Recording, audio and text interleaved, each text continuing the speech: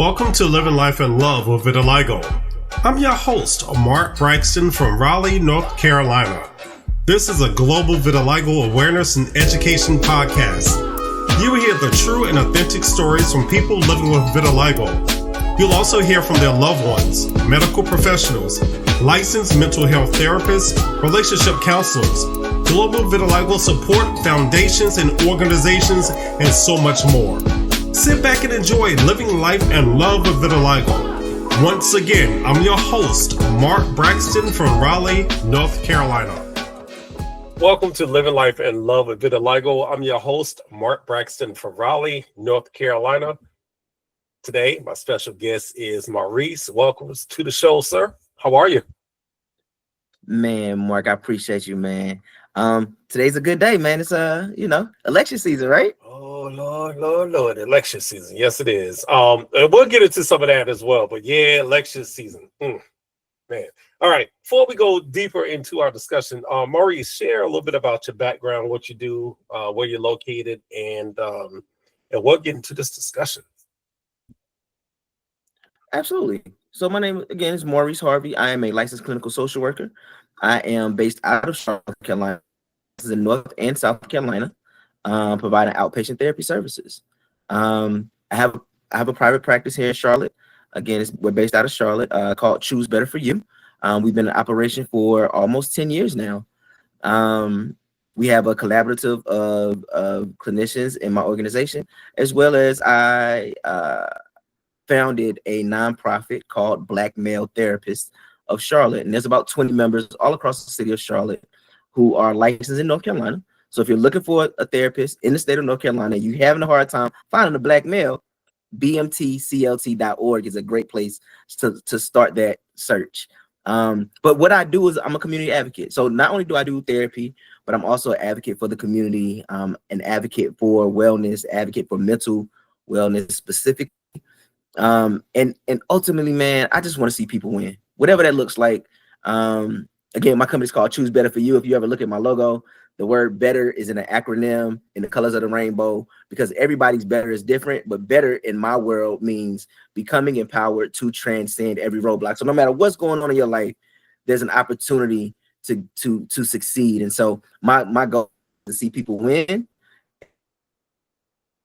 mental health perspective and a mental health lens. Absolutely. And to our viewers and listeners, we're having a little bit of connection issues from here and there. I think there's some forces out there that don't want us to have this conversation. It's called AT&T. But anyway, we still want to have this conversation, man, because this is important. You know, as Black men, being able to talk openly and share our challenges and share what's bothering us and what's holding us back at times, because men, we often don't want to talk about stuff, unless it's feel good things, but the hard conversations Absolutely. We don't want to have, Absolutely. So absolutely. So let's start it right here. What are some of the stigmas that you see with, I didn't say sigma, I said stigma. So, just so people catch that. We're both sigma. So, I had to throw that out there. Go, Ma. There we go. Look, but what are some of the stigmas out there and some of the myths about mental health, in particular for Black men? Man, I'm gonna tell you, the very first thing that I think about when I think of mental health and the stigma is something's wrong with me, I'm crazy. That's the very first stigma that comes up. Something's wrong with me, I'm crazy. And then and I tell people, I'm a therapist that uses the word crazy. I was a person before I was a therapist. I was a Black man before I was a therapist. I was a kid growing up in a Black community before I was a Black man who became immune to any fault of humanity. So when people say crazy, I say crazy. And I tell people, we all a little crazy. And if you think you're not crazy and this world is crazy as it is, then you're probably the craziest one of us all. Because even people who think they crazy, they think they crazy. And you don't think you're crazy, But anyway, so I think the idea of being crazy or something is wrong or something is broken or that automatic stigma overarches people. And I think for Black men, it's weakness, right? Like you have this thing that you can't conquer. And men are taught at a young age that life is about conquering things, right? Like you're a seeker. You're supposed to achieve and win and be the best and the strongest and the fastest. There's no best and strongest and fastest to you in real time. So how do you manage that? And because no one is saying it's okay to not be okay, like that's a new catchphrase that's been around for the last few years. It's okay to not be okay, right? But before then, it wasn't okay to not be okay. Like you can't not be okay. And so I think that part for men, specifically Black men who are taught that you have to be all of these things, I think that is a huge stigma around mental health. This idea of being weak or incapable. Right. And you know, sorry, I'm turning off some stuff in the room so make sure nothing's interfering. But we all run into that where, you know, we've been told that, you know, as a Black man or just as a man, you know, you got to be tough. You got to handle this. You know, don't let nothing get to you. You know, you shrug it off and, you know, dust off your boots and keep moving. But in reality, the world is not like that. You know, yes, this world is crazy. Yeah, you said it. This world is nuts. If you don't believe me, turn on the TV. Every ad is out there is nuts. Every campaign is nuts. I'm sorry, y'all. It's crazy. And man, listen. What? Okay, we'll get to that later. But that is, I've been seeing stuff, and it's wild. Yeah, it's we'll wild. get to that. But even for myself as a Black man, you know, I was like, I don't want to talk to nobody. I'm good. You know, we try to be good within ourselves. I'm good. But we're struggling and still saying I'm good when we really know we need help. You know, we need to reach out to somebody. Now, why is that so important? As we talk about mental health and getting that help, why is that so important for us, in particular as Black men? Why do we need to get that help? I'm gonna keep it a band, man. Lately, especially with the founding of Black Male Therapists of Charlotte, I realized there's a spectrum of Blackness and a spectrum of maleness that I was not necessarily intentional about learning about. I knew that men were different. I knew that Blackness was different. However, to see it in action, because in Black Male Therapists of Charlotte, it's 20 of us, and we're not the same at all. Like there's a guy that wears a cowboy hat and cowboy boots regularly. That is his everyday kind of attire, and it's like, oh, okay, I didn't see that coming, right? And so when you think about a Black male therapist, you don't think of a Black cowboy for sure. You know what I'm saying? Right. But lo and behold, you know, shout out to Cowboy John. But yeah, man, it's important because I fundamentally believe that Black men are the pillars of the community. No disrespect to the matriarchs, no disrespect to Big Mama them who hold it down and make sure that everything runs the way it's supposed to run.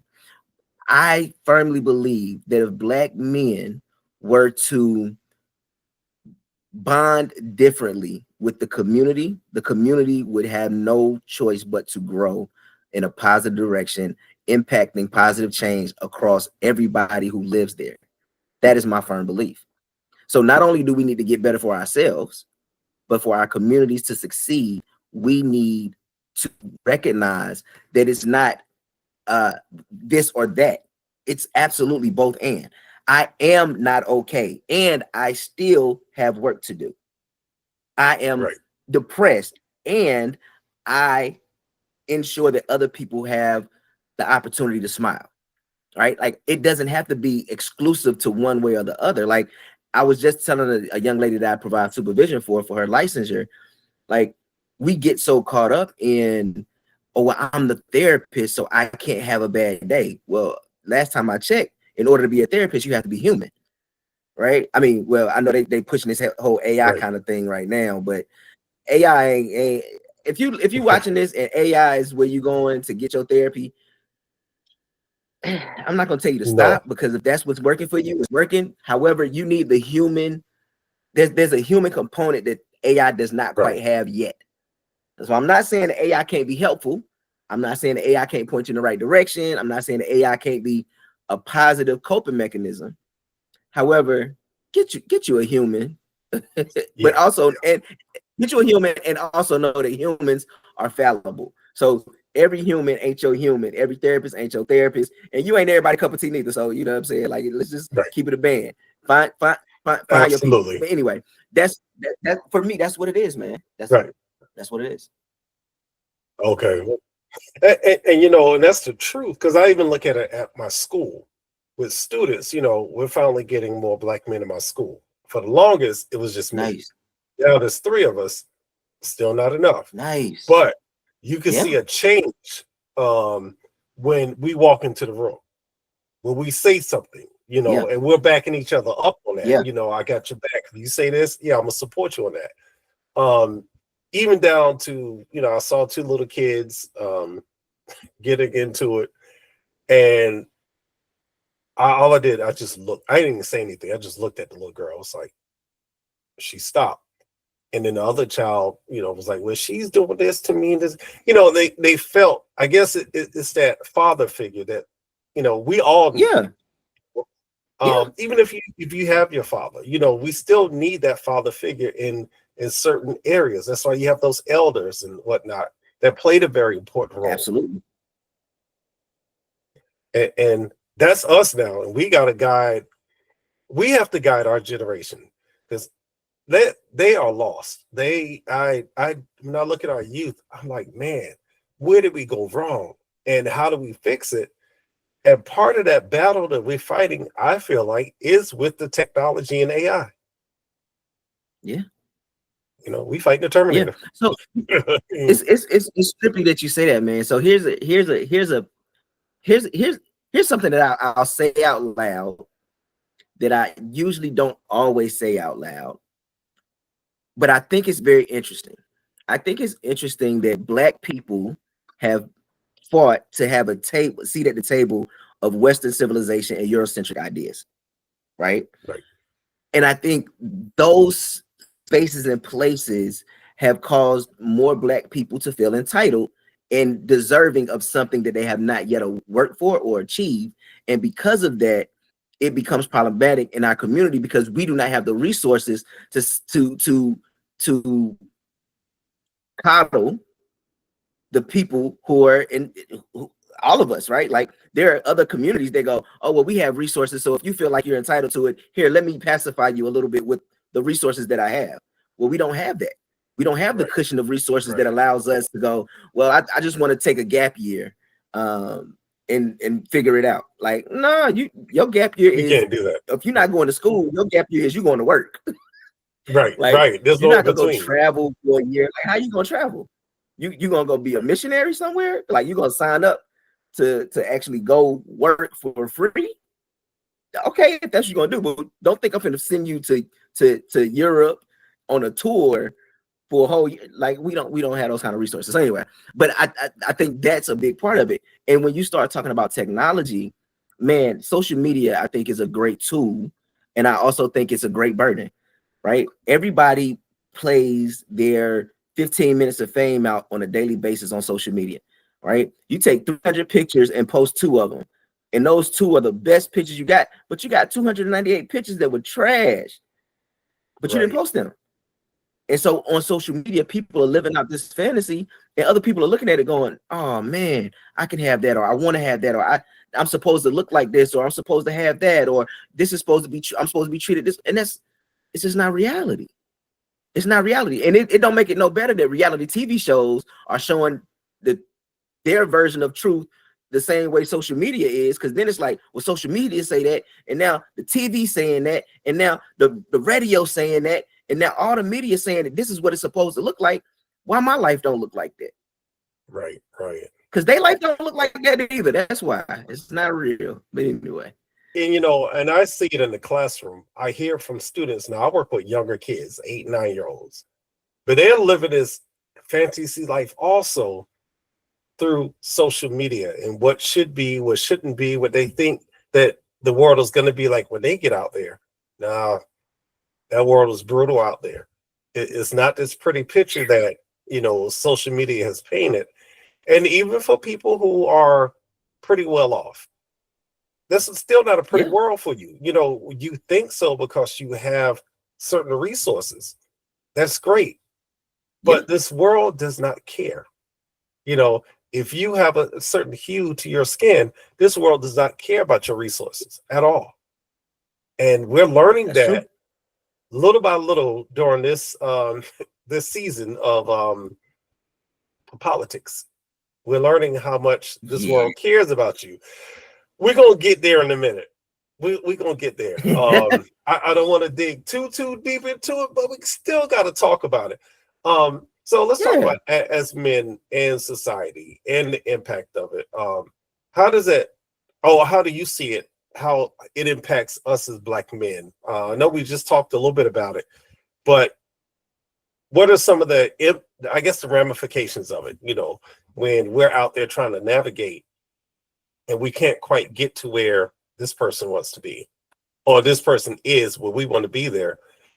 Mentally, how does that impact us, and what are those some of those triggers you may see? Man, honestly, Mark, it's so diverse in how it plays out, right? So there are people who explode, so they have what people would say an adult temper tantrum, right? There are people who implode. There are people who will talk about it to their friends but won't actually do anything about it. There are people that are actually trying to work on their goals, but their barriers are there. Like it's so diverse, right? But what I typically see happening for people who are struggling to navigate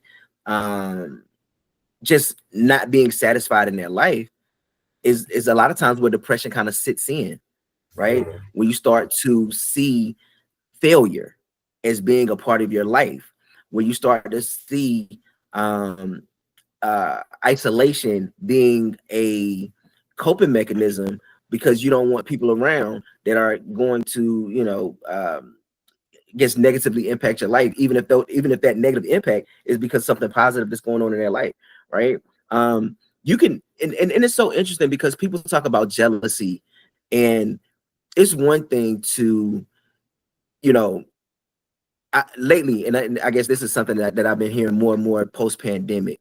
Um, I'm happy that my friend is where they are, and at the same time, I long to be where I want to be. I don't necessarily want what they have, but their level of success, in my eyes, my success Right. isn't happening the way that their success is happening. Not that I'm not happy for them, but I also don't want to be around them because I know that my energy isn't right because I'm not satisfied with where I am.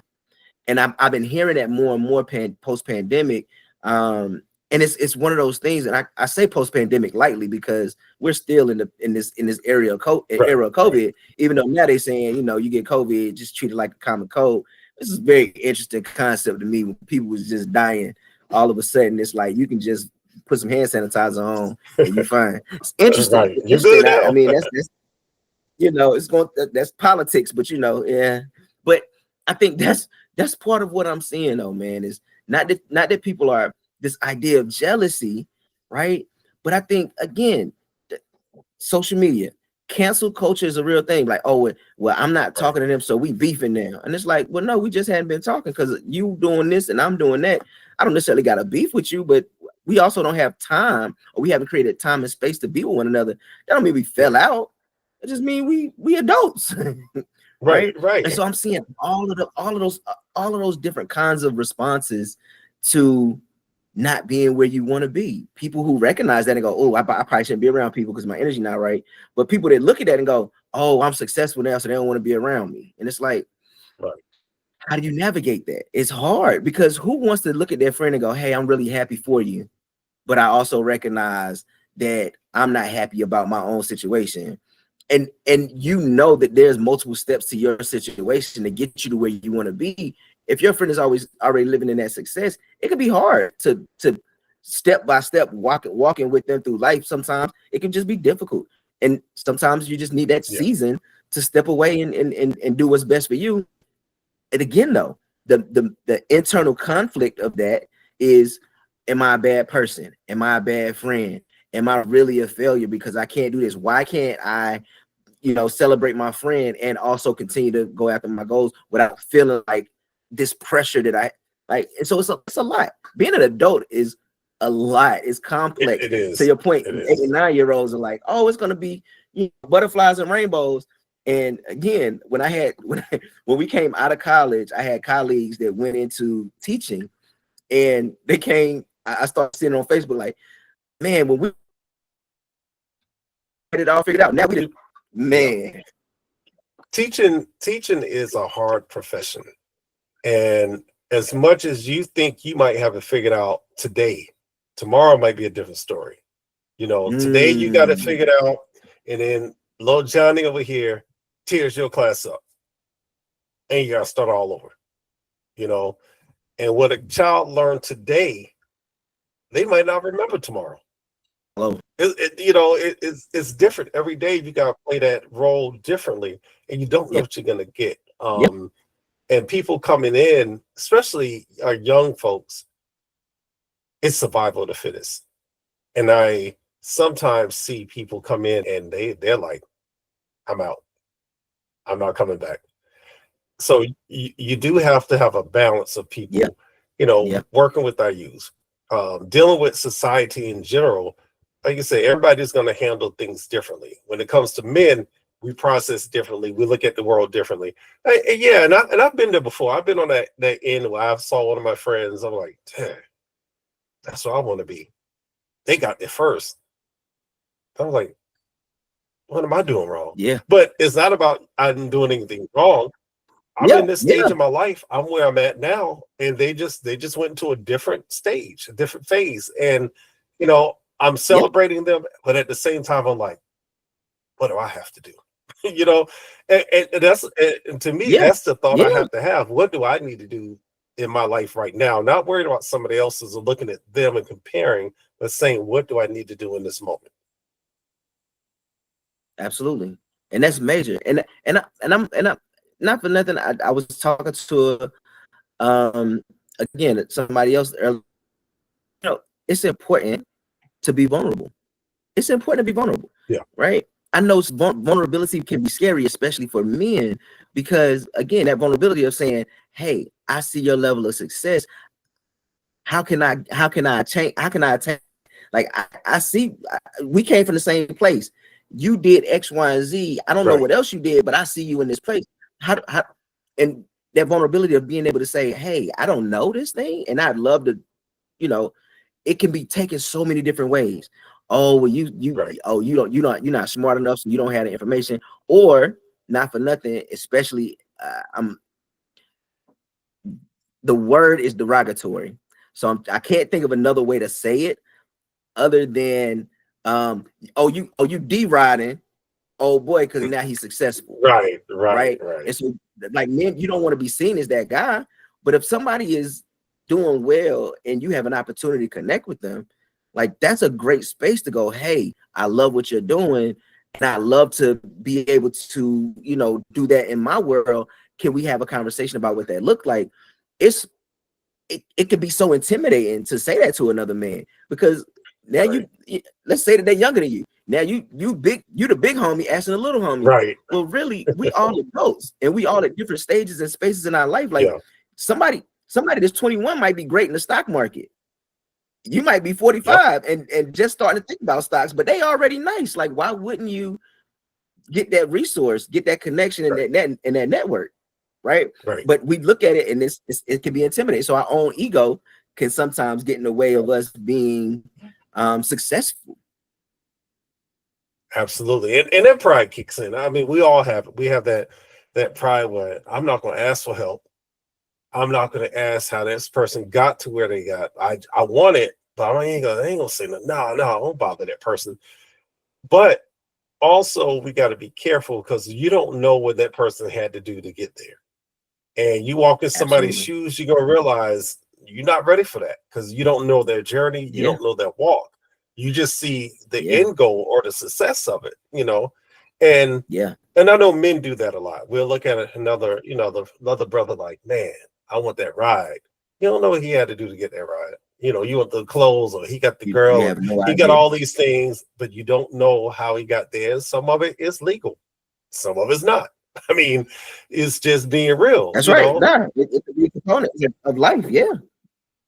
And you don't know how dirty a person had to get in order to get there.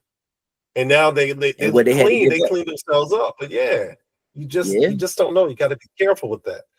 And once again, for the listeners out here, yes, there's some connection interference. I don't know if it's me. I don't know what's going on. I'm gonna say it's me. I think it's AT&T in this area.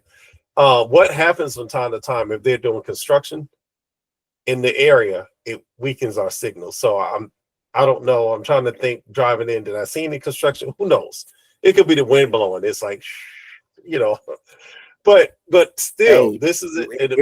if it makes you feel any better, I also have AT&T here in Charlotte. So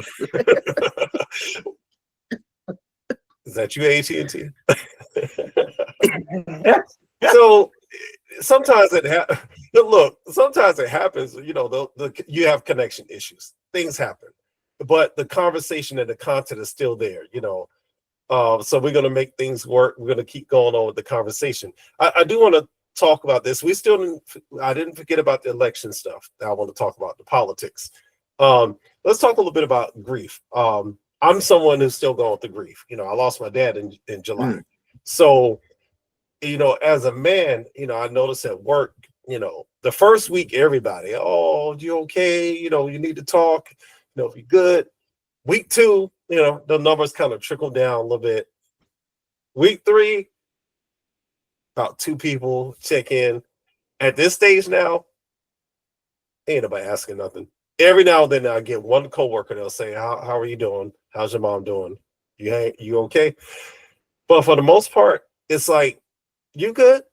Hang in there. You got this. But as a man, let's be honest, I don't always have it. You know, and I tell people, I said, it could be a picture. It could be something on TV. I might go to a restaurant. I might hear a song. Anything. Going to church is hard. Not gonna front, because I'm so used to seeing my dad up there. He used to do the prayer all the time. He'll start from wherever he's sitting, praying, going up to the steps to the pulpit to do, you know, go to the microphone. But we don't have that because that was his thing. And, you know, we just had homecoming. And I was like, man, this feels odd. Pops is not here, you know. And for me, now I'm processing holiday seasons here. We're about to go into Thanksgiving soon. Like, how do we process all this as a family? And also knowing I got to be, you know, got to be tough at times for the mom, make sure I'm good. But I'm learning, just say it. I'm saying it, man, this feels odd. This doesn't feel right. Watching football, I'm like, I'm used to watching the game with Pops. And I'll share that with my mother. You know, she's the one I'm close to now because I'm, you know, there with her, making sure she's good. Yeah. And, you know, my brothers, when we get together, we kind of, you know, man, don't feel right. Pops is not here. So I think it is a good thing that we are able to talk as a family. But, man, that grieving process, it doesn't go away. So when people think, oh, it's been 3 months, it's been this many months, that process does not go away. It might be a couple years. I don't know. I don't know what it's going to look like for me in a year, you know? Absolutely. So what are some things for men to get through this? What can we do to get through this process? Well, first, let me just say my condolences. Thank you. And let me normalize. And I you know, I don't like that it's this way, but it is this way. Men are given just like your experience. You get a short time to not be okay.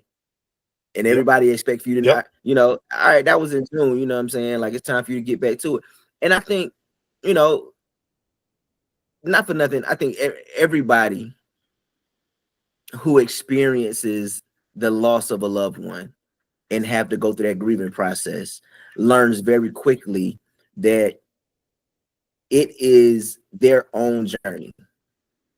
Right. So somebody like you got siblings, right. You and your siblings are experiencing this journey differently, although it all had this happen at the same time.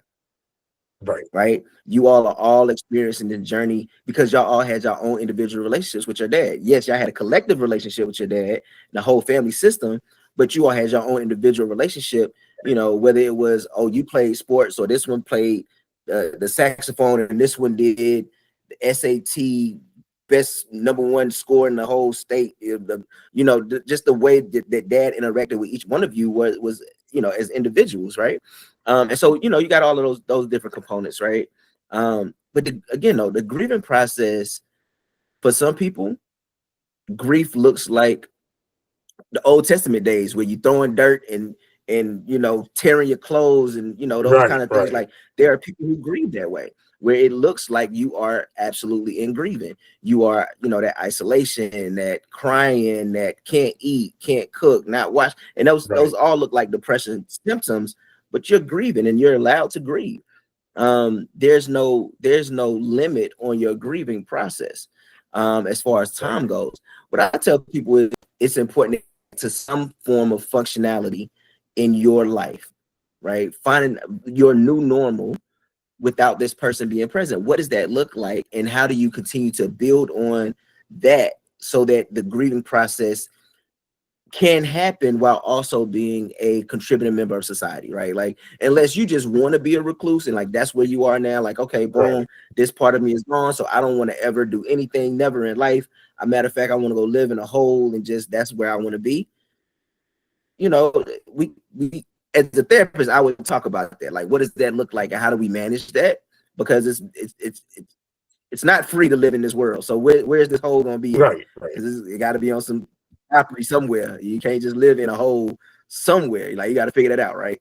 But most people don't want to do that, right? For a time, you may want to. You may, I just want to be recluse. I need time to myself. I need to just kind of, you know. And for men, you know, men cry in the dark, men cry in the shower, men cry using the bed. Like I'm gonna cry when you don't see me, you know.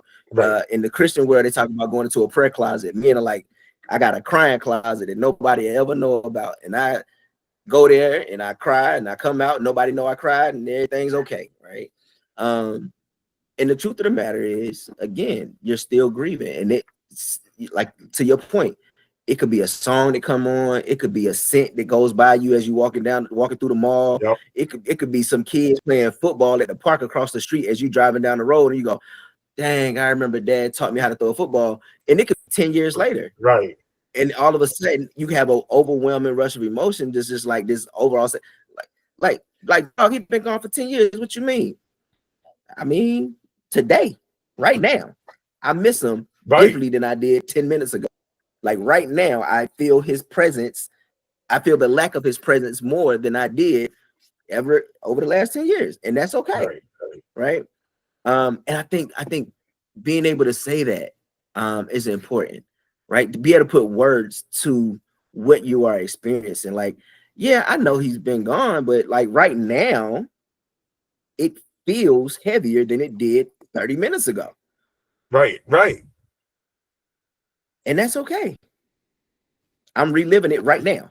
Like, I mean, yeah, I know, but right now it's like, right. Feel it. And it's crazy because I was somewhere and I saw this man that reminded me of my pops. And I was like, don't stare at that man. don't look at him. He wouldn't understand. He might look at you like, well, you staring at me? You gonna rob me or something? You know, but I'm thinking, dang, like, he looked like my pops. But I was like, let it go, walk past. And I was like, dang. And you know, those moments he hits. But grieving, and that's how I want some people to understand, because I've been told, oh, if you need to cry and all this. I'm not going to cry, but I have emotions. I have feelings. Doesn't mean that there's tears that are going to come out. There could be tears inside, but they don't always come out. Yeah. You know, but I'm feeling emotion. I'm having a moment, and I'll tell somebody, I'm good. I need a little time. You know, I'm processing. There are times at work, like, I don't know, it would just hit me, and I'll you know, kids on their computers reading and stuff, and I'll just sit there like, man, pops. Then I'm like, oh, got to get back to work. Let's go. You know, it might last for a couple of seconds, but I know he would say, hey, you got work to do. You know, when it passed, even in that, Mark. Yeah, even in that, give yourself some time to think on that and let it sit sometimes, right? Like, escape is escape, whether it's you doing work, you using drugs, alcohol, sex, gambling, exercise, right? Escape is escape, right? And escape ain't gonna do nothing but get you out of it for a second, but it's coming back. So maybe, and I'm not advising you to do anything because I don't give advice for one, but I'm also not your therapist, and so I'm not trying to therapize you. What I am saying though is a part of your grieving process may be sitting in it for a little bit, thinking about the good times, honoring your dad with the memory of, man, that was a good day. Yep. Maybe. Yeah, no, I get it. Like watching football games. I was sitting there and watch it. I may not be interested in the game or particular game, but I know that's something he would enjoy. So I'll watch it. And I'm like, okay. But it's different because I can't look at him and go, man, that was a good play. Yeah. But I can still say, yeah, man, that was a good play. And I'm like, he heard me, Yeah, no, that's real. That's real. And there's those moments sometimes before I walk in the house, I'll sit in the car. I'm just listening to music, I'm making sure I'm good and get myself together, and it's a peaceful place. It is not and let me say this, maybe this is how I process it. Grieving is not always, like you said, the hardness. Sometimes it is those peaceful moments where you think about a person's life and you just kind of like, man, he lived a good life, or this and that. Yes. And that's how I process it. That's the important part of the grieving process. When you go, my daddy was the man. My daddy was the man to me. Yeah. Man, my grandma, she was the matriarch. Man, she lived to be a night 8, man, and it cooked Sunday dinner 2 Sundays before she transitioned. Right. That's what I'm saying. Like, that's my grandma, right? Like, being able to remember just the good times. It's not all about the sad and the woe is me. Sometimes it's like, man, I've been trying to figure out this doggone banana recipe pudding for 10 years. And I finally, Grandma, I got your banana pudding recipe, baby. Right. Yeah, man. So that's that's how I look at things. Like when I sit and talk to my mother, I say, we remember those good times. We know there's always going to be those challenging moments, but we're looking at the positive aspects of Pop's life. Before we wrap things up, got to talk about something else. Whew, man, this is a heavy topic. The impact of this election cycle on the mental health of everyone, but I'm talking about men, because I don't have a lot of men that come on the podcast, and I'm trying to get more of us. But how is that truly impacting us as men? Man, let me say this before I even go there. Let me just say that the commercials have been absolutely wild. Like, I've never heard cussing in a political commercial, and like the commercials now, they have cussing in it, all kind of stuff. It's the wild west of politics, man. It's crazy. But this new thing is so interesting. Commercials are now talking about, they won't know who you voted for, but they'll know whether or not you voted. So go and vote, or your community gonna find out that you didn't vote. Right. I'm like, wait. What in the peer pressure is happening in politics? Because and my wife and I were talking about it, because like, is it gonna be like it's like, oh, you got to get your voting score up? Like, is it gonna be attached to your credit score? Are jobs gonna deny you an opportunity for employment because your voting score is low? Are you gonna be denied an opportunity to be a civilian and a citizen because your voter number, like at what point does your voting number, like, why would your voting number matter, and why is it public information? Right.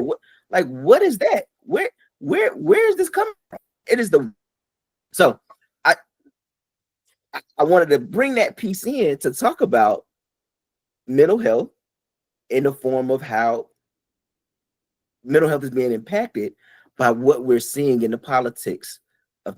Right. And it's this simple. You have people that, again, this is a very diverse world that we live in. You have people that's like tied all into it.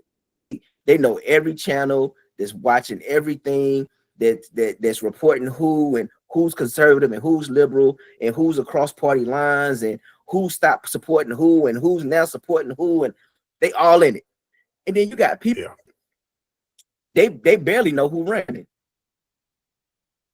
Right. And that's it. They don't even know who their running mate is. They don't know what state they from. They don't know nothing, because it's like, whatever, right? And so, and in the middle, you got all the other people, right, trying to figure out and navigate in politics. And it's so interesting because you got people that's behind people. It's like, I'm pro this person, and it's like, I hear you pro this and pro that. Well, where you on their policies? Like, I don't know why you behind them as a person, but behind them as a person, how does that sit with your thoughts around your policy? And so when you start adding, when you start putting all that in, because, and I'm not, and I'll be the first person to tell you, I grew up in a family called, my wife and I was talking about this because we took our kids, we both kids, and so I don't remember going to vote with my family. I don't remember family talking about politics. I don't remember my family talking about why we do what we do and how do we choose this person. That, like, I didn't even get into politics until I was in grad school. Even as an undergrad, I wasn't into politics. Did I vote? Yeah, I voted because I talked to my family. They vote a certain way. I vote a certain way because of my family. To this day, I vote a certain way because no matter what I do, I recognize some things and policies, and I just appreciate what policies do for people, no matter how it negatively may impact my life, right? So that's neither here nor there, right? But I think for most people, when you start talking politics, it becomes, how do you decipher what is important to you, and then what's important to and for your community, right? Outside of people, like, there's these bonds on the end of the ballot. It's like, do you vote for this for streets, and do you want to add 1% tax increase for this and this? And it's like, man, when you start thinking about that stuff, it absolutely has an impact on the way that you live your life, and you don't even recognize that if you vote for something or against something, as it plays out over the next 3 to 4 years, what that is going to do to you. And as you get older, and I think that's the part of how politics kind of is more a delayed thing for some people. As you get older, you start recognizing, like, oh, politics actually matter. Like, hey, this affects me. Oh, a tax raise. Wait. Oh, a tax cut on this. Oh, okay, this is nice. Oh, and I didn't vote for that. So now the streets. Oh, I bent my rim on that street. Right. Oh, and that's the truth, man. And then, like, watching TV, you can't escape the attack. I could have voted for some money to go to that street. I didn't know. Look, these ads, this stuff out here, it's all over. And it's crazy because we're talking about the government, federal, state, and local, in school. And there was one question on, like, an exit ticket we were taking, and I'm not going to give all the details. Okay. But I could tell this child had been watching TV, because we were talking about some of the state leadership, and all they had to do was put the role of this person, not their name, the role. The name was already on it. They just need to tell what is their job, and it should have been, they're part of the legislature, blah blah blah blah blah. And the child put abortion. I said, oh wow. I said, oh, you've been watching. I know what he's seen on TV. Because, yes, the person's name, y'all know who I'm talking about. But anyway, the person's name was on the paper because that's their job. But when it talked about details for the role, the only thing this child can remember was abortion. I was like, wow, that should not impact our students. Shouldn't even think like that. Because we never talked about that. We didn't mention it at all. We said, here's the role of the legislator. Here's the role of the judicial branch. Here's the role of the executive branch. And we gave the titles, but we didn't say anything about their stance on anything. But that's what the kids are getting. So I can imagine if we're impacted by this stuff. It's a barrage. It comes in all the time. Imagine how the kids are, and how do you escape it? Because the ads are in the movie theaters. the ads Yep. On TV, whether you're streaming, you can turn on YouTube, on your phone, they come in. I'm getting mailers Yep. still. It's on the regular TV. It's everywhere. And it's like overkill. And there are times I'm like, here's another ad. Turn the channel, Yeah. And Yeah. it's ridiculous because it does stress you out. It does, whether you realize it or not. And then it makes you, if you are, I feel like if you're somebody who's a little closed-minded, some of these ads will make you hate somebody that you don't even know. Because absolutely, some of these things are filled with lies, and they'll talk trash about people. And one thing I stated to the kids, because we had to learn about voting, I said, you vote for the person who's going to do right for all people. And I'm going to put it there. I left it at that. Yeah. And they understand, and it's hard. And it's so hard to think of inclusivity that way because, and here's the hard part. I don't know that any one person is going to do right by all people, right? Like, right. And that's the truth. Mitigate, or at least try to mitigate, is who is going to collectively be beneficial to the United States of America and then abroad, because that's important, but also navigating the relationship with the rest of the world, because the rest of the world looks at America one way or the other. Like, no matter how if you want to say we're a superpower, it's not a superpower no more, or how we a superpower when we owe other governments billions and trillions of dollars. Like, it's so interesting. You know what I'm saying? America is really American, bro. Like, you know what I'm saying? Yeah. America's out here managing debt. but America got a credit score. But let's keep it real. Not trying to be funny. And some people are going to say, oh, they're talking about this and that. Oh, okay, we're talking about it. We were in debt when this country was formed. Facts. Let's be real. Because they owe, when the colonists were forming, whatever they were forming, they owed England anyway. And for generations, we still owe England. And now we owe everybody now. And they still owe people that were already here. Let me put it that way. Right. The indigenous people already here. You owe them. And you owe people that you brought over. Just keeping it real. You owe America owes a lot of people a lot of things. If it's not monetary, you owe people an apology. Something. at the least. But all of that affects your mental health, man. How you manage that, you know what I'm saying? And again, we can laugh about it, and at the same time, we realize how serious all of it is. Very, very serious. Yeah. And it's only going to get worse because in this current election cycle, I think what's happening, there's this fear of one or two ways. If one person wins, there's a fear on that. If the other person wins, there's fear that this is gonna happen in the country. So either way, we figure there's something gonna go down. And then we wonder, how did we get caught in the crossfire? Because we're talking about the black men, we're in the crossfire. We talk about George Floyd. That's come up in his political season. The things that were happening because of the injustice and everything, y'all saw it on TV. Y'all know what went down. Yeah. We're still feeling the impact from that. And now there's some forces out there that still want to say, well, because of this, we want to treat you this way. And we're like, no, we ain't go for that. We too stressed. We got enough going on in our lives, and you ain't gonna put nothing else on the, like, hold on now, wait. You gonna do what?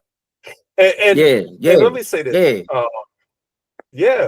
Let me say this real quick for people out there who don't know. There are things being put out there. I'm not trying to go into details of it. Project 2025, you better read about it. Because it doesn't just affect Black people, it affects all people. If you look at, you hear, it's going to affect all people in this country. Whether if you have money, you might be sort of okay, meaning other people with money, you might be okay. You might, maybe. But it's going to impact your children if you have children in public schools.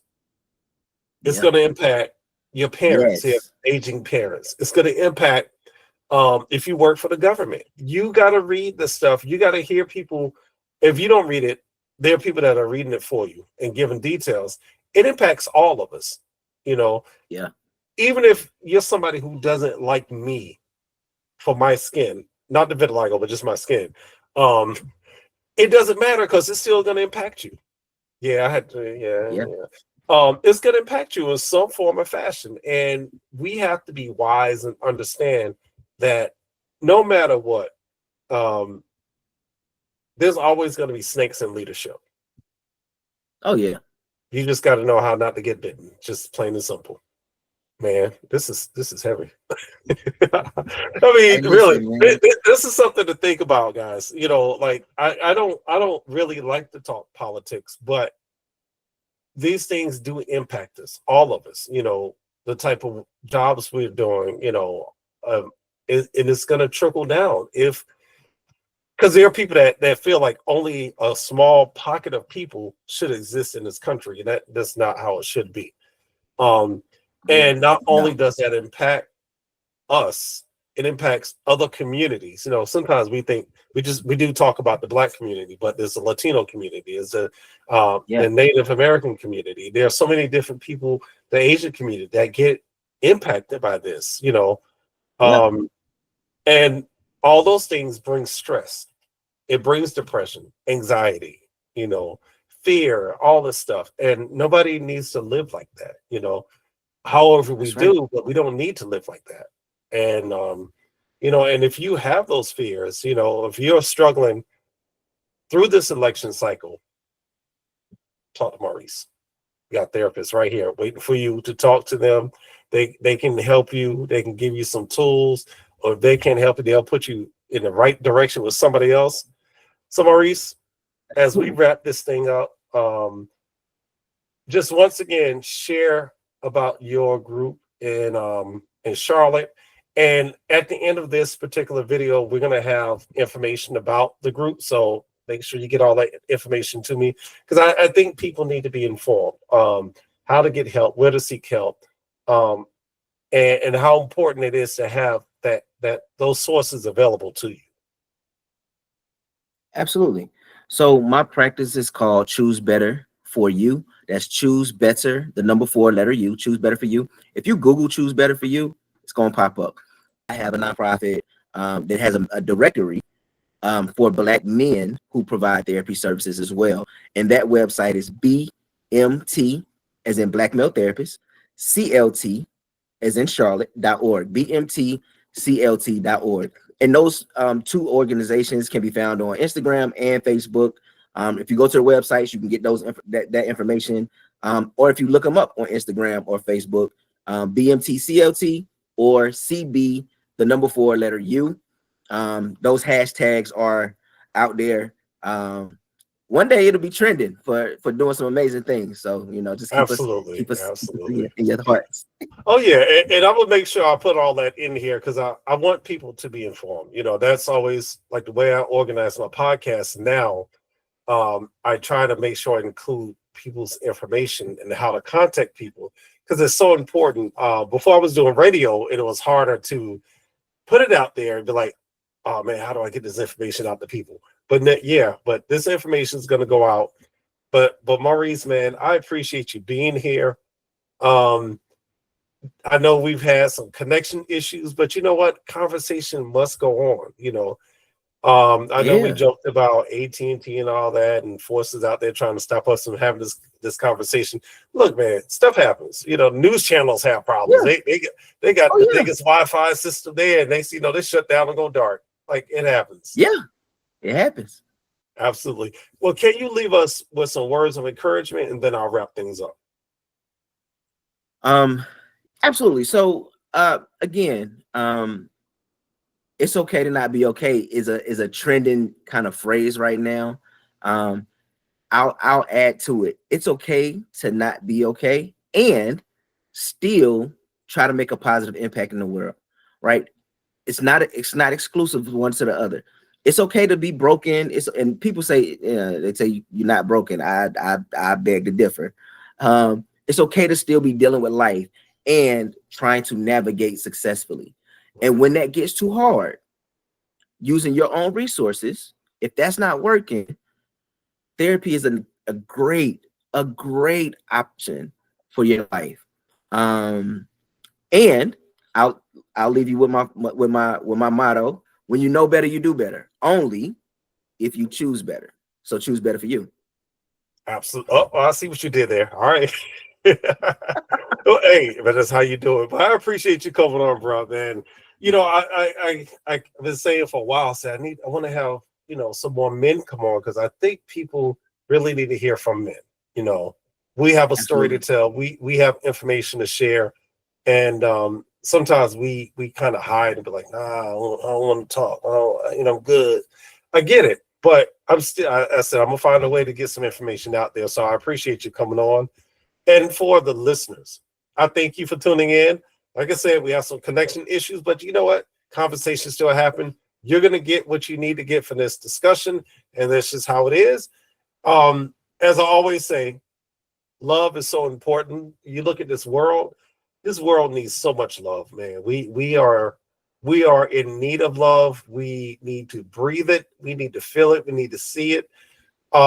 Your neighbor, your coworker, your spouse, your significant other, kids, all these people in your life, they need that love. That stranger that you just kind of, what up? They need that love too, man. That acknowledgement means so much. But most of all, look in the mirror and tell yourself, I love you. Because as I always say, we don't do that enough. We're not in love with the man in the mirror sometimes, and we need to love that person. So you have been tuning in to Living Life and Love with Vitiligo. I'm your host from Raleigh, North Carolina. Special guest Maurice. Thank you, sir. You take care, and we'll talk soon.